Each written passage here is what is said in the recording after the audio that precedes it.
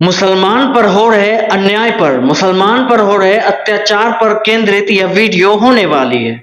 जिस तरह से बिहार में भी अब मुसलमान के खिलाफ क्राइम बढ़ रहे हैं, चाहे वह जाकिर कुरैशी हो, चाहे वह शाहपुर कमाल की घटना हो, हर जगह सिर्फ नाम देख करके, धर्म देख करके लोगों को मार दिया जा रहा है और इसकी रोकथाम करने के लिए प्रयास किए जा रहे हैं शून्य।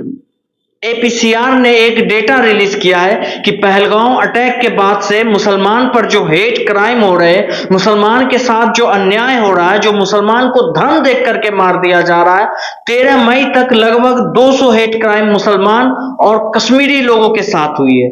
अभी हाल ही में प्रोफेसर अली खान महमूदाबाद को गिरफ्तार किया गया क्योंकि उन्होंने सेना की तारीफ की थी, उन्होंने सरकार से सवाल किया था, उन्होंने भारत पाकिस्तान से जो युद्ध हो रहा है, उन्होंने युद्ध को क्रूर कहा था और मुसलमान पर हो रहे अत्याचार के खिलाफ आवाज उठाई थी। अब किस तरह से फ्रीडम ऑफ स्पीच को भी कुचलने का प्रयास किया जा रहा है, सिर्फ और सिर्फ इसलिए कि बीजेपी नेता की राजनीतिक भावनाएं आहत हो गई, तो वह जाकर के कंप्लेन लिखवाते हैं और उस कंप्लेन के आधार पर रातों रात उनको उठा लिया जाता है। उनसे अलग राय रखने वाले लोगों को खामोश करने की अलग अलग कोशिशें की जाती रही।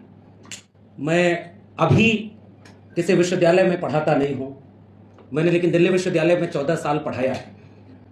लेकिन अगर मेरा नाम डॉक्टर लक्ष्मण यादव की जगह कुछ और होता तो शायद मैं जेल में भी होता। अभी मैं जेल से बाहर हूं, केवल नौकरी से बेदखल किया गया। लेकिन आज इस देश में अगर आप मुसलमान हैं तो आपको इस बात की गुनहगार के तौर पर देखा जाएगा जो गुनाह आपने किया ही नहीं। क्या देश डिक्टेटरशिप में जी रहा है? क्या भारत में अब अघोषित डिक्टेटरशिप लागू है? अगर लागू है तो लोगों को खुलकर बता दिया जाए ताकि वह अपनी आवाज को उठाने से बचेंगे, फ्रीडम ऑफ स्पीच का वह यूज करने से बचेंगे, सरकार से सवाल नहीं पूछेंगे। कम से कम उन्हें पता तो होना चाहिए कि हाँ डिक्टेटरशिप है। एक डेमोक्रेटिक कंट्री में फ्रीडम ऑफ स्पीच को इस तरह से दबाना शर्म की बात है। प्रोफेसर अली खान महमूदाबाद को 15 दिनों की न्यायिक हिरासत में भेज दिया गया है। एक कंप्लेंट रेणु भाटिया जो कि हरियाणा की महिला आयोग की चेयरपर्सन है, उन्होंने कंप्लेंट की थी सोफिया कुरैशी का प्रोफेसर अली खान ने अपमान किया। हालांकि उन्होंने अपने पोस्ट में सेना की तारीफ की थी, युद्ध को क्रूर कहा था, सरकार से सवाल किए थे और मुसलमान पर हो रहे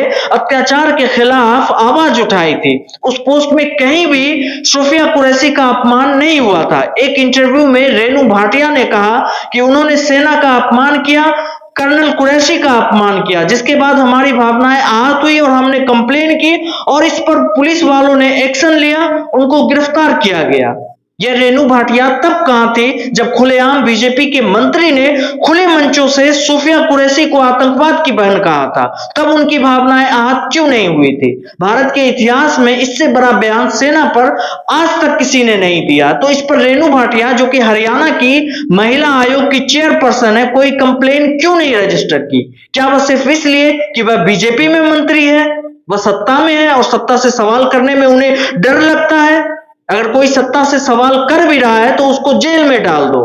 जो भी हो रहा है देश में यह बेहद ही शर्मनाक है। सत्ता में बैठे हुए लोग फ्रीडम ऑफ स्पीच का किस तरह से गला घोट रहे हैं, प्रोफेसर अली खान उसका एक एग्जाम्पल है। क्या यह देश अब भीड़ तंत्र के हिसाब से चलेगा? क्या यह देश अब बहुसंख्या के हिसाब से चलेगा? क्या इस देश का लोकतंत्र समाप्त हो चुका है? क्या इस देश में माइनॉरिटी की कोई इज्जत नहीं बची है? इस देश में माइनॉरिटी की सुरक्षा की गारंटी कौन लेगा? उसकी सुरक्षा की जिम्मेदारी कौन लेगा? आए दिन जो माइनॉरिटी पर हमले हो रहे हैं, जो माइनॉरिटी जैसे मुसलमानों पर हमले हो रहे हैं, तो इसकी जिम्मेदारी कौन लेगा? उसकी सुरक्षा सुनिश्चित कौन कराएगा? कहीं ना कहीं माइनॉरिटी की सुरक्षा देने में सरकार विफल रही है। दोस्तों, आप देख रहे हैं बिहारी न्यूज। इस वीडियो को अगर आपको पसंद आती है तो ज्यादा से ज्यादा शेयर करें। धन्यवाद।